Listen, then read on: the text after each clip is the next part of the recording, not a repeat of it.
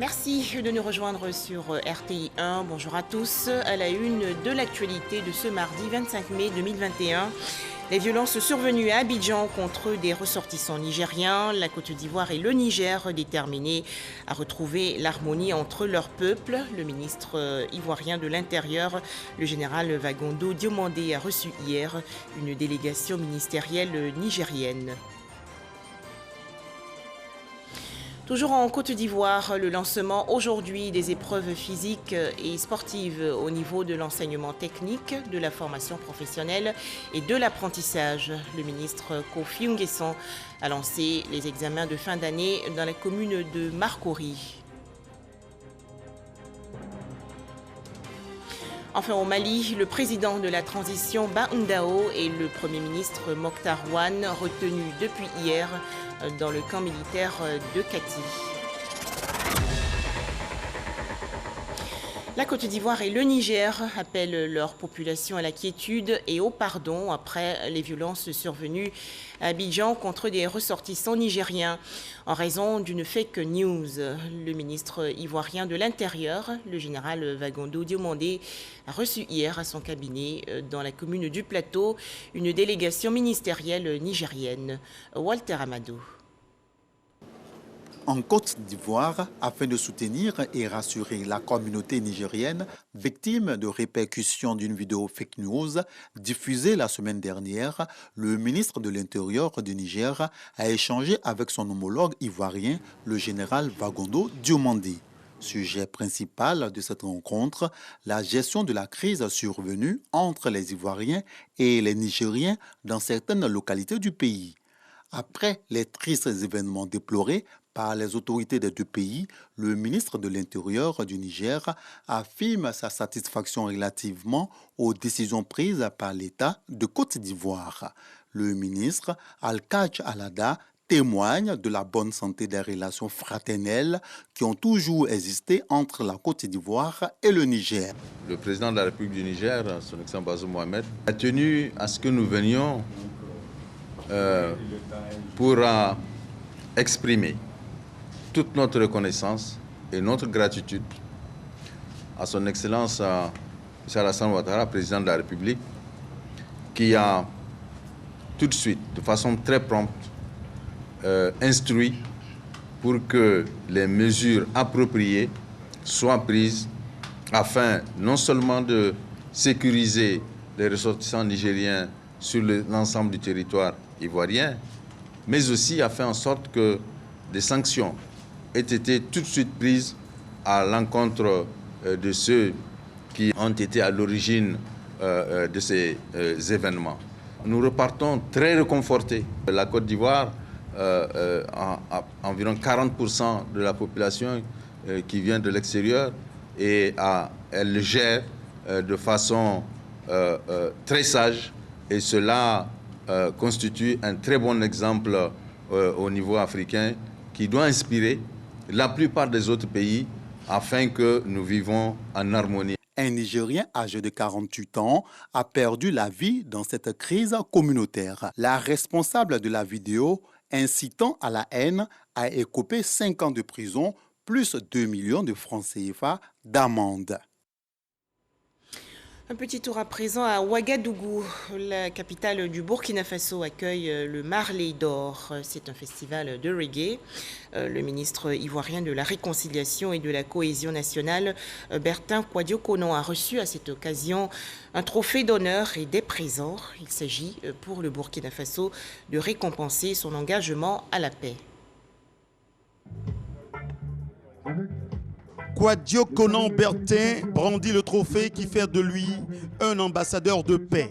Ce trophée lui a été attribué par les autorités burkinabées lors de la 8e édition du Marley d'Or, un événement artistique et culturel qui réunit sur un même podium artistes ivoiriens et burkinabés. Cet événement a aussi réuni dans les loges membres du gouvernement et membres de l'opposition, avec pour thème le reggae facteur de paix et de réconciliation nationale. Les efforts de paix du ministre de la Réconciliation nationale reconnus au-delà des frontières ivoiriennes. Je veux féliciter que mon frère et ami, le ministre Kouadio-Konon Bertin, ait reçu le prix de Marley d'Or qui consacre un peu toute son œuvre Je suis dans la même logique que lui. Le reggae est une musique de paix et de cohésion sociale. Devant cette marque d'attention, je ne peux ne pas dire un mot. Juste vous remercier tous. Féliciter les promoteurs du Marley d'Or. Merci encore une fois, Monsieur le ministre d'État. Merci, cher frère Eddy. Je me retrouve de plein pied chez moi au Burkina. Le spectacle, lui, se déroule devant un beau public composé pour la plupart de jeunes. Ils étaient des milliers à vibrer au rythme des musiques des artistes qui se succédaient au podium. Le vivre ensemble, l'union et la cohésion nationale étaient les maîtres mots. Occasion pour les organisateurs de rendre hommage à l'armée burkinabé au front contre le terrorisme. Au cours de cette nuit culturelle et artistique, plusieurs artistes, chanteurs et musiciens ont été distingués, dont l'Ivoirien Ahmed Faras.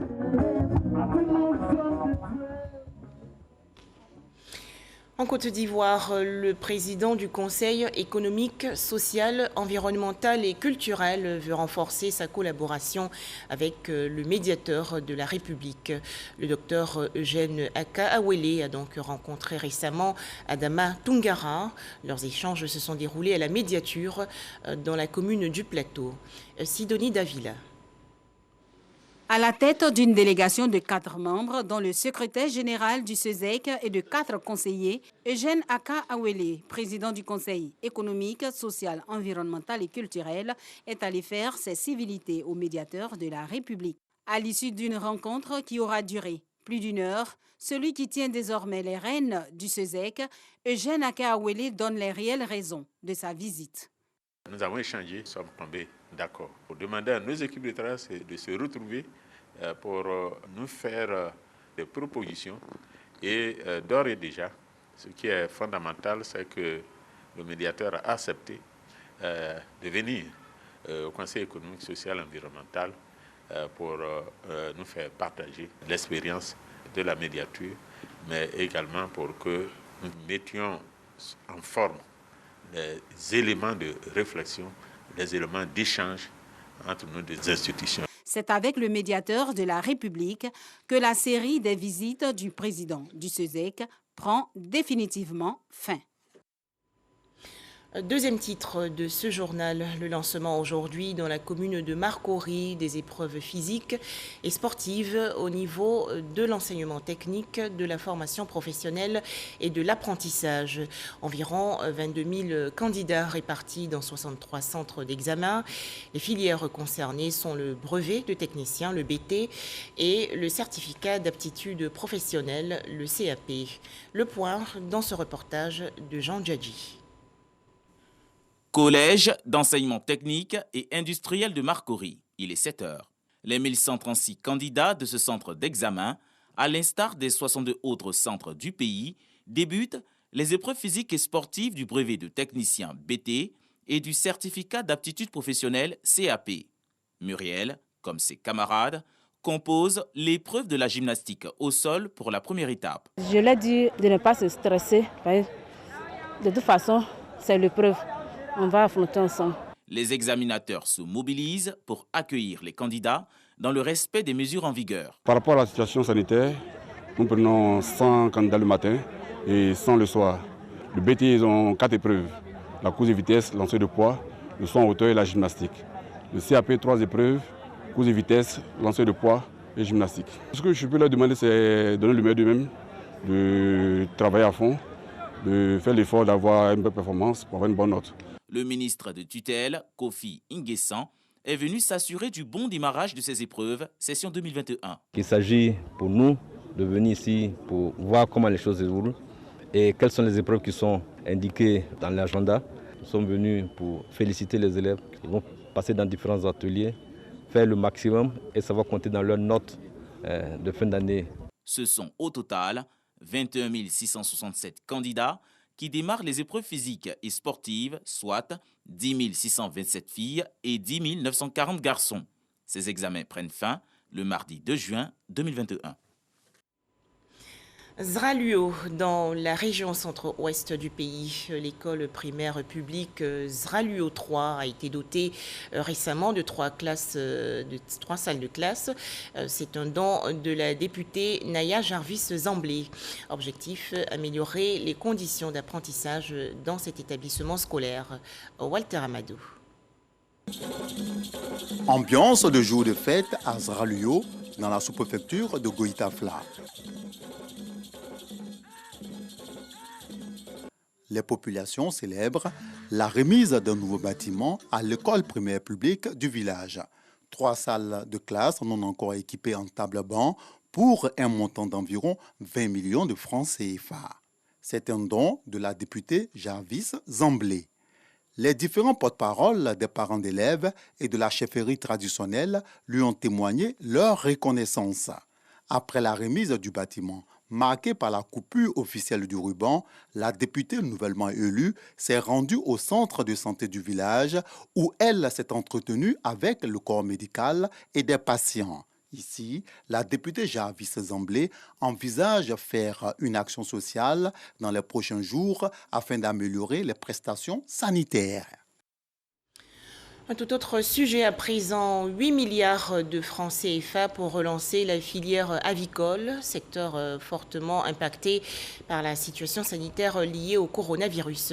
Il s'agit d'une subvention sous forme de fourniture de poussins d'un jour et d'aliments aux éleveurs. La Côte d'Ivoire a donc signé 8 conventions avec 6 entreprises de la filière avicole. Les explications de Dangui Dangui.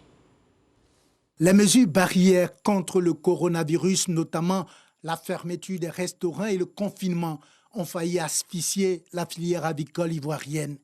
Conséquence, les intrants se raréfient ou leur prix explose. Devant ce sombre tableau, l'État vient de déposer une enveloppe de 8 milliards de nos francs sur la table pour sauver cette filière. C'est dans le cadre de la mise en œuvre effective de cette subvention que le coordonnateur du projet de solutions numériques pour le désenclavement des zones rurales et l'agriculture a signé 8 conventions avec 6 entreprises de la filière avicole. Ça va nous aider parce qu'on a assez de difficultés. Tout ça, ça va aider les éleveurs pour améliorer leur ferme et avancer. Cette subvention est vraiment tombée à point nommé et va permettre, je dirais, de sauver la filière en soulageant les éleveurs sur une bande de production. Avec cette subvention, l'État ivoirien entend sauver la filière avicole. Puisque ce sont des filières qui ont été sinistrées aujourd'hui, ça se ressent sur le marché. Donc avec notre concours, nous attendons que ces filières-là puissent reprendre leurs activités de façon optimale pour le bien-être des Ivoiriens.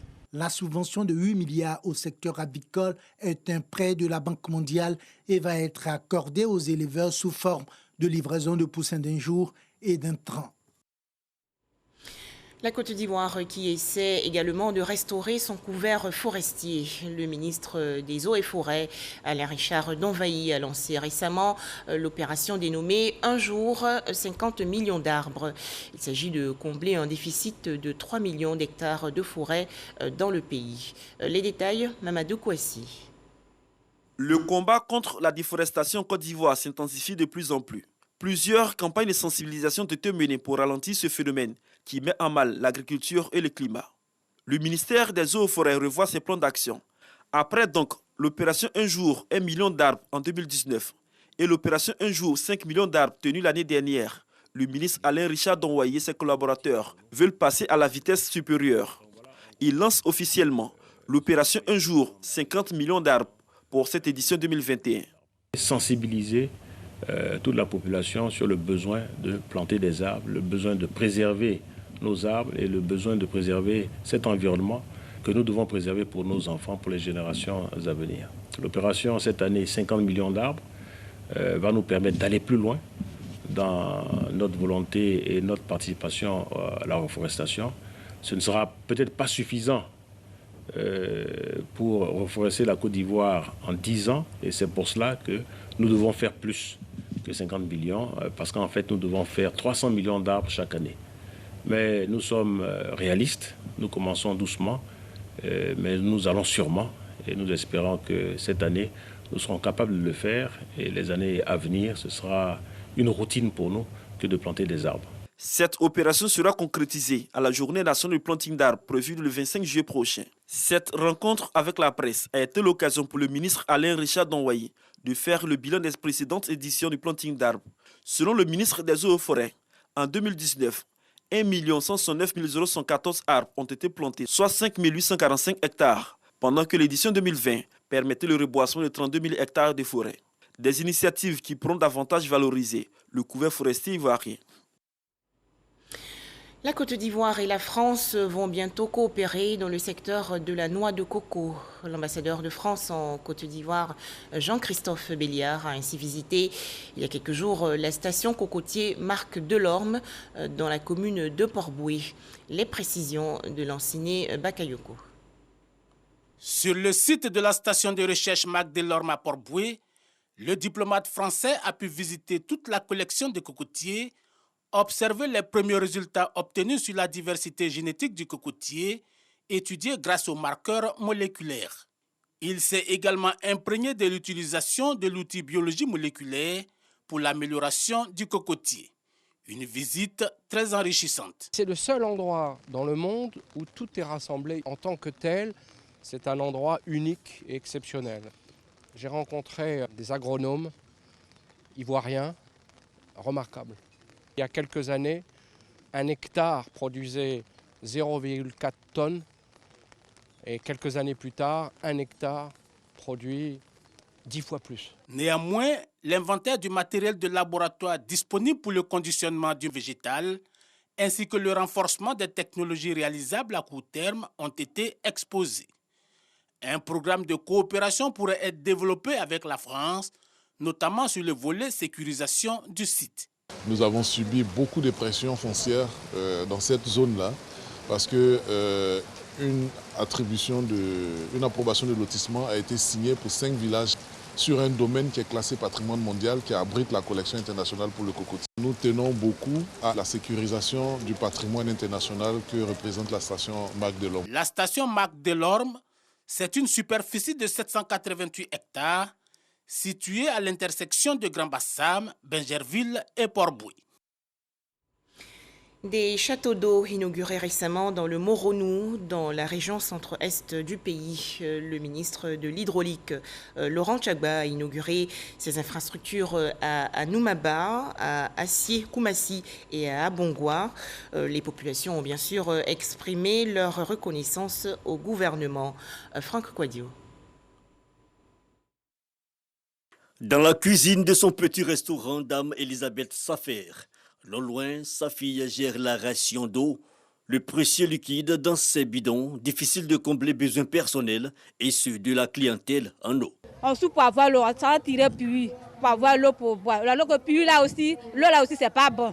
Pour prendre l'eau là, on s'en dans la kiosque. Il y a un monsieur qui nous donne l'eau, 3 bidons à 100 francs. Nous aussi, on n'a pas là, il n'y a pas l'argent. Une réalité partagée par tous ici à Anoumaba. Une sous-préfecture de plus de 7000 habitants. L'unique forage date de 1978 et ne débite que 100 mètres cubes alors que le besoin en eau est de 645 mètres cubes, un déficit de 80%, d'où l'importance de l'activité du jour. Le ministre de l'Hydraulique, Laurent Tchagba, accompagné des forces vives et cadres de la région dont l'inspecteur général d'État, Wandeli Théophile, lance les travaux de construction du futur château d'eau. Le coût, 312 millions de francs CFA. Il sera disponible dans 6 mois. Ça montre que le chef de l'État est un leader, un homme de parole qui tient ses engagements. Nous allons commencer à avoir des cadres parce que à chaque fois quand un cadre est invité ici dans le cadre de la fonction, un an après il demande à quitter. Ce n'est pas problème de logement mais problème d'eau. Au nom de toute la population, je dis merci au président de la République qui a bien voulu que ça se fasse. Ambiance similaire la veille à Abongwa, dans la sous-préfecture de Kotobi, département d'Ara. Des travaux d'équipement, d'infrastructures et d'extension du réseau d'eau sont lancés dans une autre localité, Assié-Koumassi, dans le département de Bongwanou. Un système hydraulique urbain est inauguré.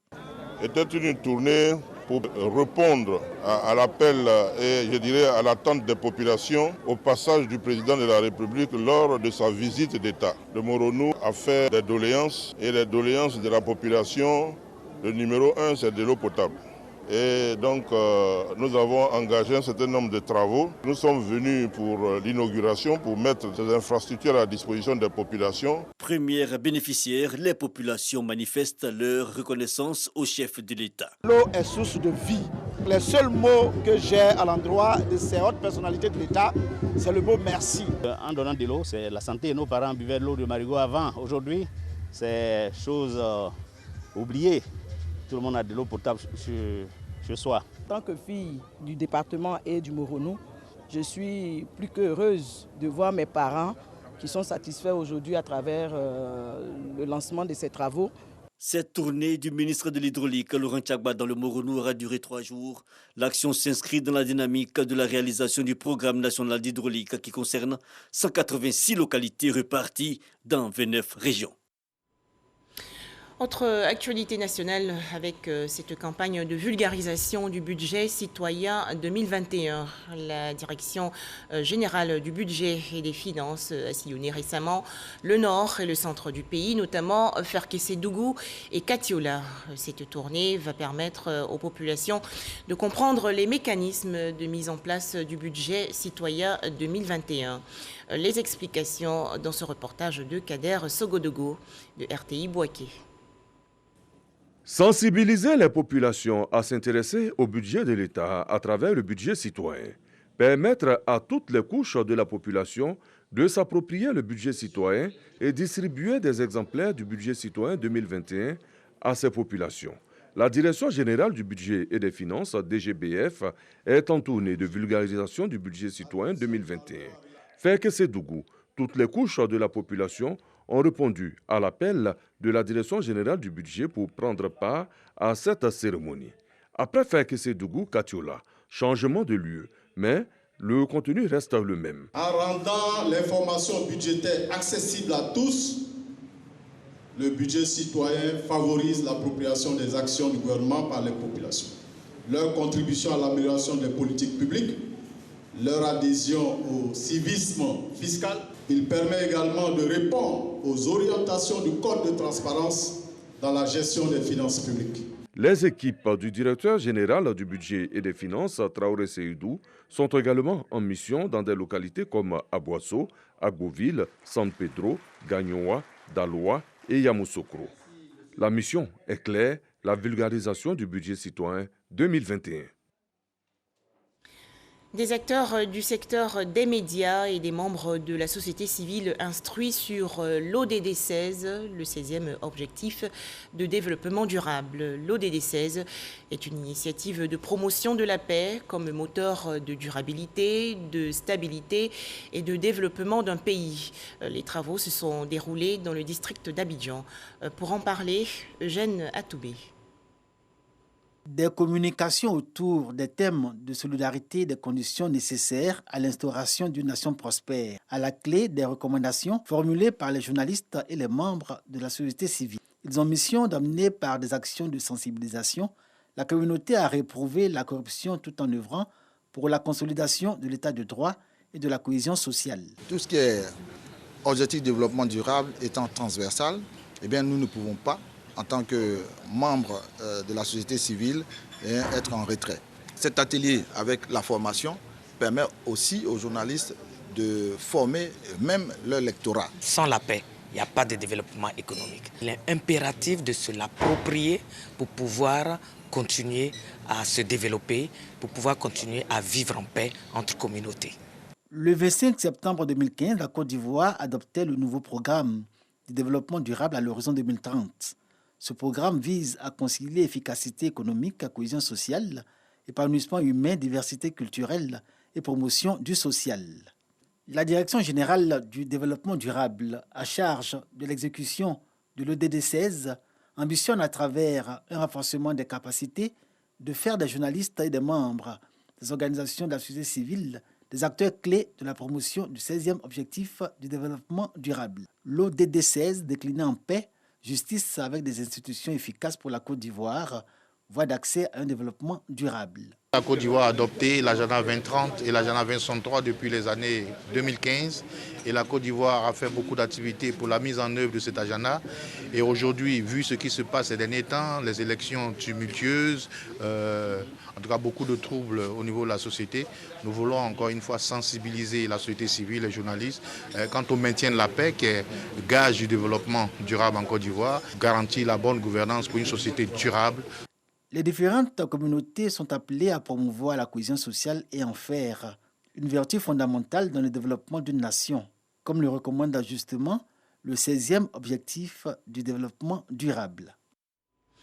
Au chapitre religion, la célébration de la Pentecôte 2021 en Côte d'Ivoire. Les chrétiens catholiques de Toumaudi, dans le centre du pays, se sont rassemblés à la paroisse Saint-Augustin de Moronou. L'occasion pour cette communauté d'installer les membres du CVAV, le mouvement Cœur Vaillant, Âme Vaillante. Les temps forts de cet événement avec Jeanne Atoubé.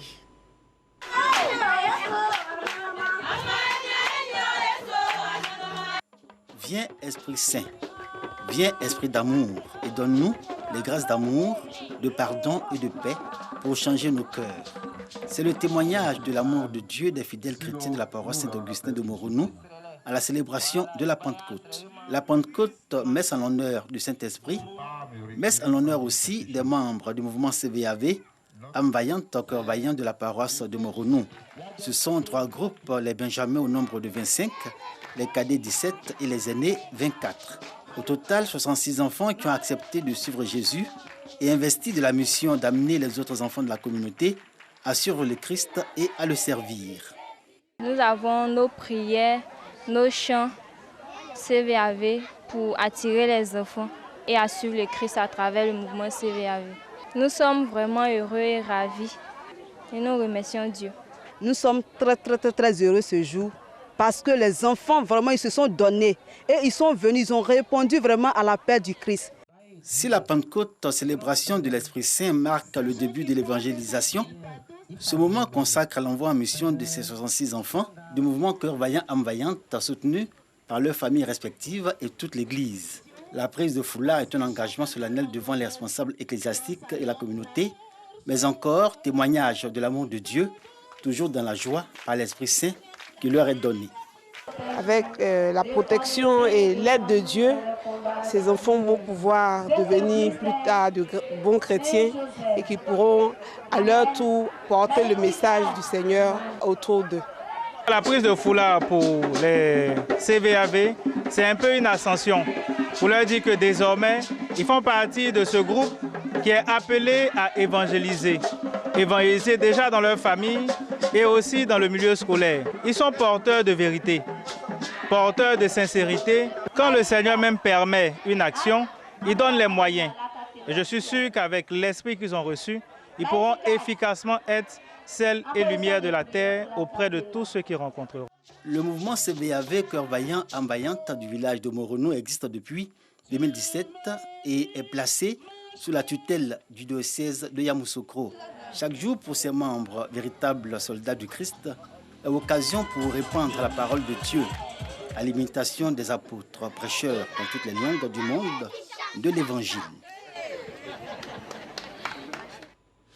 Des images à présent au Mali, peu après l'annonce d'un remaniement ministériel hier sur les antennes de la télévision nationale. La situation à Bamako, la capitale, s'est tendue. Des hommes armés se sont rendus au domicile officiel du Premier ministre Mokhtar Ouane. Le président de la transition Baoundao et le Premier ministre Mokhtar Ouane ont été conduits dans le camp militaire de Kati. Enfin, des sanctions européennes contre la Biélorussie. En effet, l'atterrissage forcé le 23 mai dernier d'un avion de ligne à Minsk, la capitale, en vue de l'arrestation de l'opposant Roman Protasevich, a déclenché un tollé. Réunis en sommet hier, les dirigeants des 27 ont décidé de nouvelles mesures face à une dictature de plus en plus décomplexée selon l'UE. Voilà, merci de nous avoir suivis. D'autres informations sur notre site rti.ci.